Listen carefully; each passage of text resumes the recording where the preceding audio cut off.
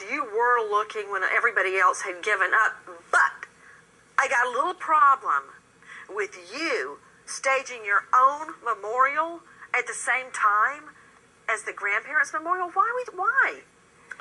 It didn't. It's not a memorial. Okay. It's just a situation where we're hoping that the people that weren't allowed to go to the memorial would just kind of wander on over, and maybe it would get the protesters away from the church. Leonard, it seems at first blush that you were trying to upstage the Anthonys. Now listen, I was on your side from the get-go when you were looking for CAYLEE. When people were attacking you about that, at least you were out there looking for her. But to have a memorial or a service at the same time as the Anthonys, that doesn't seem right.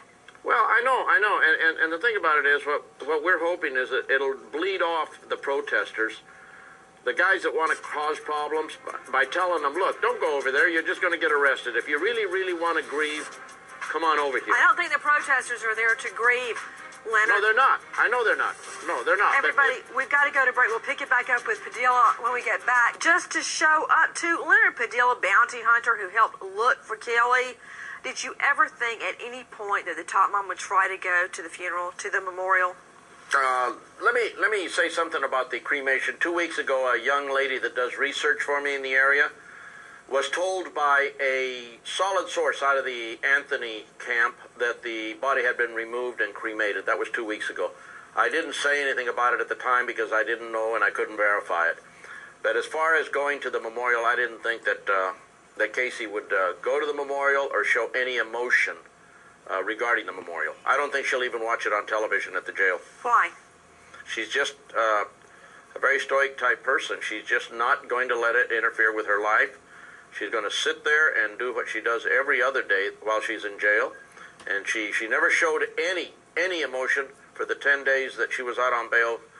Describe. I want to hear about that. I find that extremely significant. There was no tears for CAYLEE at any time.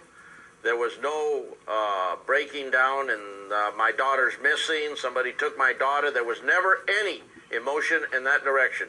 The only time that we saw any emotion from her in that house is the day she ran me out of the house. You know what, Leonard? None. Lucy has had a little lung infection, and I slept on the floor beside her. And the other night, I just sat up and cried because I knew how bad she felt. And I just don't understand, and no emotion whatsoever. And every time you mention Lucy, I remember my mother because her name was Lucy, and it tears me up.